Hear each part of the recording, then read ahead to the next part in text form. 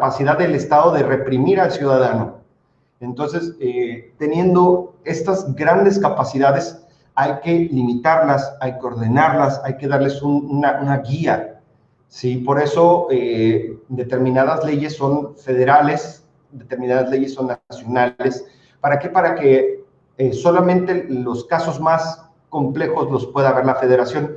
Caso concreto, cuando se llevan asuntos de delincuencia organizada, hay técnicas especiales que no se aplican dentro del resto de las investigaciones, ¿sí? Esto lo vimos el miércoles de hace 2 sesiones. Vimos qué técnicas especiales se utilizan para poder investigar a las personas que son partícipes de los grupos de específico delincuencia organizada, no que cometen delitos, que no es igual, por ejemplo, si de pronto tienes un carterista, ¿no? Que vamos a ubicarlo, ¿no? Se dedica específicamente a ser carterista, bueno, podrá ser sancionado conforme a la ley penal, pero en un marco estatal, ¿sí? Por ejemplo, si lo hace aquí en Veracruz Puerto, que es donde tienen su casa, entonces será sancionado conforme a las leyes del estado de Veracruz. Habrá casos en los que la propia conducta punible sea tal y sea tal su magnitud y la necesidad incluso de soslayar los derechos humanos de la persona que se le reserve al Estado federal. Ejemplo claro, la figura del arraigo, que muchos de ustedes la habrán escuchado, y ha ido retrayéndose de la sistemática penal, y el único momento en el cual todavía se encuentra es justamente en caso de delincuencia organizada. ¿Por qué? Porque, bueno, a todos nos queda en claro que el estar encerrados en nuestro domicilio durante un periodo, que en el caso del arraigo son 80 días, no es una gracia, ¿sí? Olvidémonos o más bien, pongamos punto número 1, ¿no? La cuestión en la cual el ciudadano empieza como humano a tener una degradación. El estar encerrado, sometido, causa estragos mentales y emocionales. Y luego, como punto número 2, al estar retenido en tu domicilio, ok, es cierto, es tu casa, pero no puedes salir a trabajar, no es tan sencillo.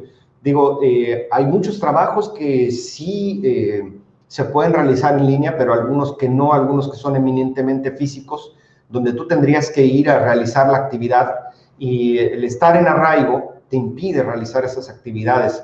Y como decía el maestro Oscar Báez Soto, es catedrático del INACYT, escritor, un gran ser humano, decía que aquí en México se detiene para investigar, no se investiga para detener, y es cierto en determinados casos.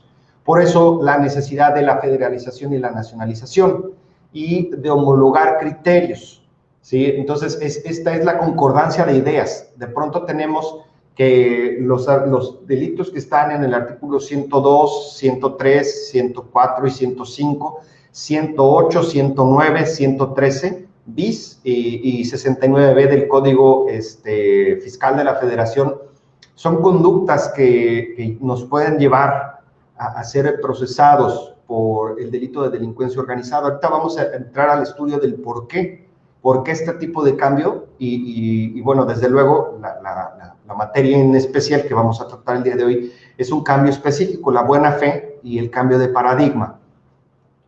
Pero es muy importante este contexto. Concepto. El concepto de extinción de dominio lo encontramos en el artículo 22 constitucional, ahí está su asidero.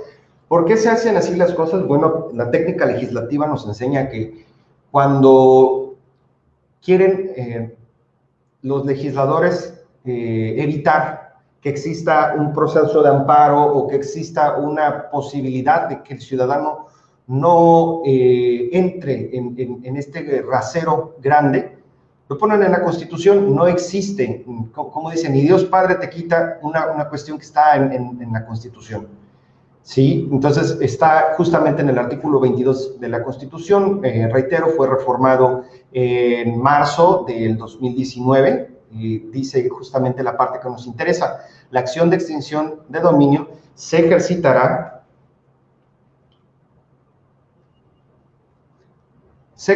por el Ministerio Público a través de un procedimiento jurisdiccional de naturaleza civil y autónomo al penal. Rápidamente, quiero decirles que el órgano especialista es el Ministerio Público, pero no es un proceso penal. Ciertamente, el Ministerio Público, si nosotros lo conceptualizamos como fiscal, sí es el que está, el que tiene el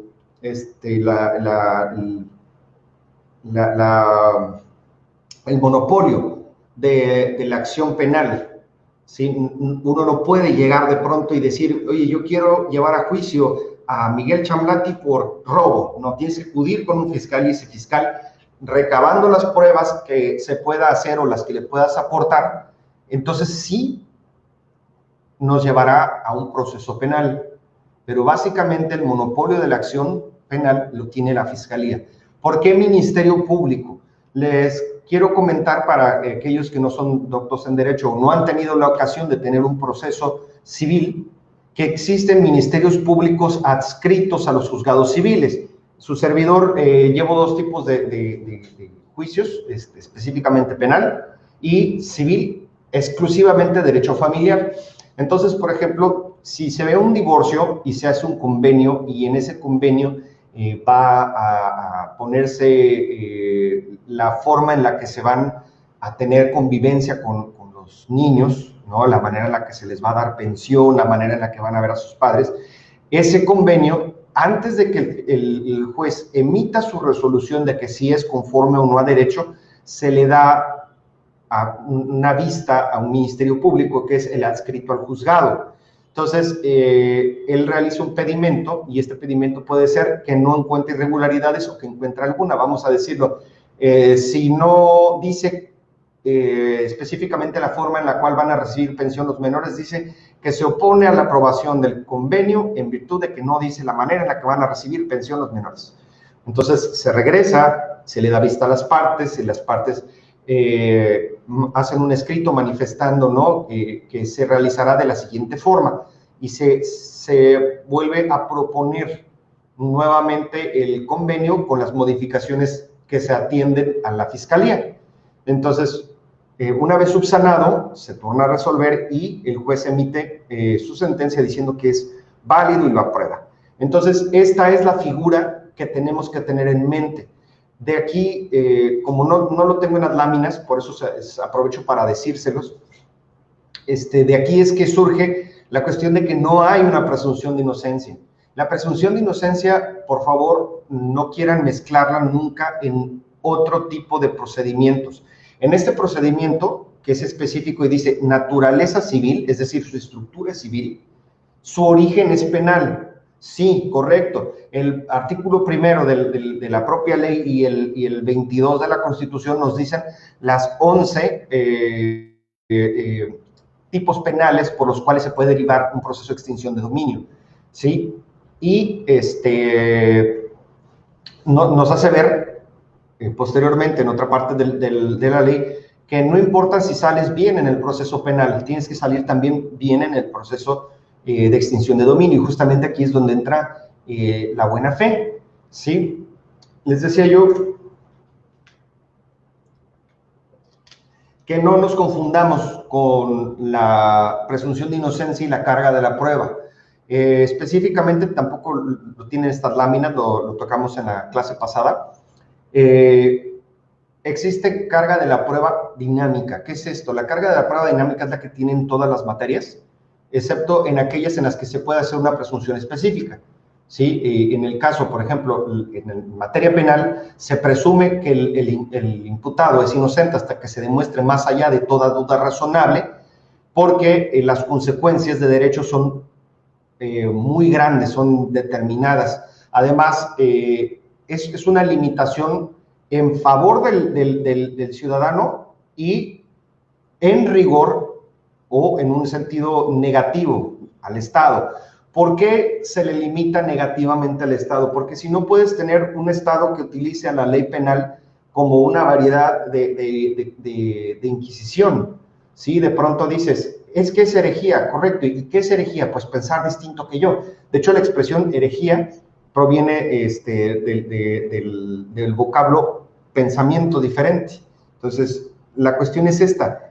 Se limita al Estado para que el Estado se vea obligado y forzado a generar prueba suficiente. Ahora, debemos de partir de que el órgano estatal tiene todas las capacidades para probar, ¿sí? El Ministerio Público, tú le llegas y le dices, oye, pues fíjate que me robaron y tengo un faltante, ¿no? Aquí están mis libros de contaduría, ¿correcto? Entonces el fiscal hace su oficio, lo gira a servicios periciales, el perito en contaduría realiza los cálculos necesarios, realiza su estudio y entonces le da un dictamen pericial, una valoración y dice, sí, si hay un desfalco económico, entonces sí, si hay un detrimento patrimonial, y ya el fiscal dirá, no, pues con base en esto y lo otro que tú me das, por ejemplo, videos, por ejemplo, quienes participaron conforme a los hechos que tú me denuncias en el posible robo, entonces ejercito la acción penal.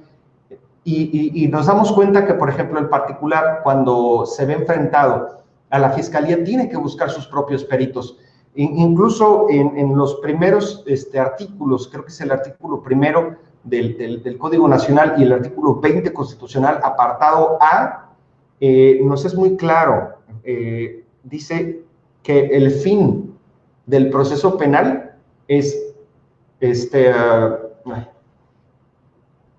perdón, no me lo sé de memoria, discúlpenme, ustedes por eso dejen las drogas, miren cómo deja a la gente.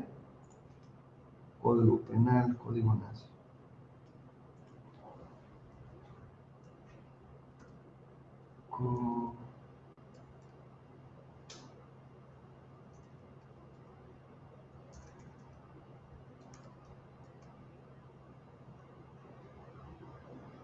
Correcto.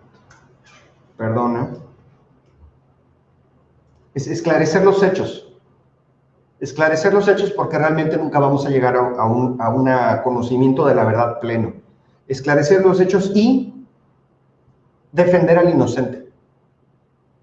De ahí, atención a la víctima. ¿Por qué defender al inocente? Porque a veces una persona puede ser víctima de delito y otra persona, que es el imputado, puede ser víctima de derechos humanos. No es lo mismo. Una persona que es víctima de delito es aquella que ha sufrido un detrimento en la esfera de sus derechos y que el Estado buscará resarcir y castigar al imputado y resarcir a la víctima. Una víctima de derechos humanos, por ejemplo, puede ser el imputado que lo detengan arbitrariamente, que lo torturen, que saquen pruebas de forma ilícita, ¿no? Que entren a su domicilio sin una orden de cateo, ¿no? Y que incluso le imputen delitos que no cometió, ¿sí? Entonces, estas limitantes al Estado existen y están en el marco constitucional y en el marco de la teleología del proceso penal para que el Estado tenga esa limitante. Entonces, entendido esto, uno, no existe presunción de inocencia en materia de extinción de dominio, dado que no es un proceso penal. Es de origen penal, pero es autónomo y tiene toda la naturaleza de un procedimiento civil. Artículo 3º nos da de la Ley Nacional de Extinción de Dominio, nos dice qué es lo que se entiende por extinción de dominio. Dice, la extinción de dominio es la pérdida de los derechos que tenga una persona en relación, esa es la parte importante, los verbos, ¿no? Pérdida de derechos de una persona en relación a bienes a los que se refiere la ley, más adelante los vamos a ver, declarada por sentencia, y nos da otro de los partícipes. Tenemos un juez, tenemos un ministerio público, tenemos a la persona que pierde los derechos y tenemos al juez, ¿sí? Sin contraprestaciones, es una parte muy importante. Ahorita la vamos a ver adelante, de hecho no me voy a adelantar demasiado para que lo vean, gráficamente lo vean. Dice, declarada por sentencia, ni contraprestación alguna para su propietario o para quien se ostenta o comparte o comporta como tal, ni para quien por cualquier circunstancia posea, detente los citados bienes. Artículo 22 de la Constitución. Teníamos una circunstancia que históricamente es sabida por todos. De pronto, la antigua y extinta PGR, Procuraduría General de la República, lo que hacía era que realizaba decomisos, ¿no? De pronto en un proceso llegaba, incautaba un vehículo, incautaba un barco, una aeronave o algunos otros tipos de bienes y quedaban en un limbo jurídico. Y ese limbo jurídico lo que hacía era que de pronto engrosaba ¿cómo se llaman?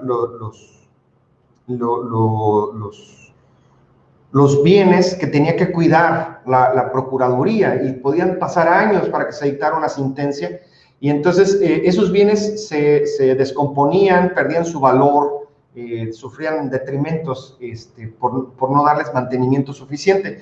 Caso emblemático, el del Negro Durazo, ¿se acordarán?